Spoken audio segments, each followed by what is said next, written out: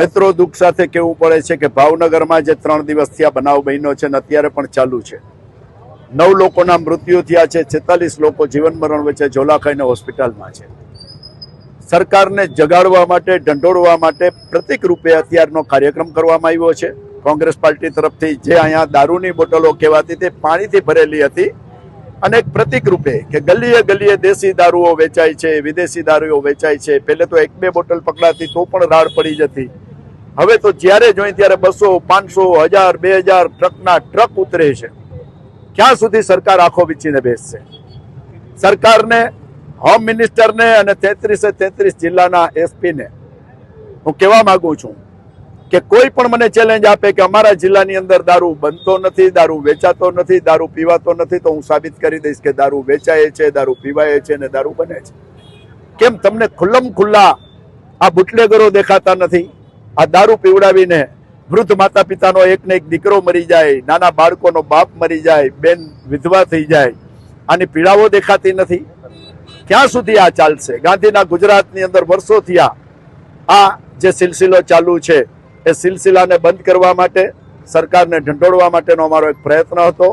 Congress party વિરોધ પક્ષે બેઠી છે, એમની ફરજ છે અને વર્ષોથી અમે અમારી ફરજ બજાવીએ છીએ, પણ સરકારને કોઈ અસર થતી નથી. સરકારને ફક્ત હિન્દુ મુસ્લિમ સિવાયની કેસેટ કંઈ દેખાતી નથી અને એક જ વાત, વંદે માતરમ ગાયું ને ન ગાયું, આના સિવાયની ચર્ચાઓ નથી. જે તમને 30 વર્ષથી આ ગુજરાતની જનતાએ સરકાર સોંપી છે, તમને મિનિસ્ટરો બનાવ્યા છે, તમને નેતાઓ બનાવી, તમારી જે ફરજ છે એ અદા કરો.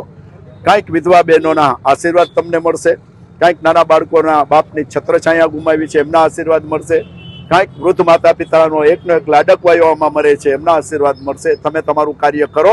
બાકી આજે અમે પ્રતિક રૂપે પાણીની બોટલો રાખીને, જેમાં પાણી ભર્યું હતું, દેશી દારૂ ખુલ્લમ ખુલ્લા જામનગરથી માંડીને આખા ગુજરાતના 33 જિલ્લાઓમાં વેચાય છે, બને છે. દેશી દારૂ છે, ઇંગ્લિશ દારૂ છે, હોમ ડિલિવરી છે, જે જોઈએ એ મળે છે. એ દેખાડવા માટેનો અમારો પ્રયત્ન. અમે અત્યારે કોઈ એવી જનતા રેડ કરવામાં માનતા નથી. જેને જે કરવું હોય કરે, કારણ કે પોલીસની મીઠી નજર હેઠળ ચાલે છે. કોંગ્રેસના કાર્યકરો જનતા રેડ કરે એટલે કોકના ઘરમાં ઘૂસી ગયા અને લૂંટી લીધા અને ઊંધા કોંગ્રેસના કાર્યકરો ઉપર કેસ કરે છે. એટલે અમારે કોંગ્રેસને આ જનતા રેડ કરવાની જરૂર નથી. આ મારા વિચારો છે, મારી પાર્ટીના વિચારો કદાચ ઉપરથી કાંઈ અલગ હોય તો વાત અલગ છે.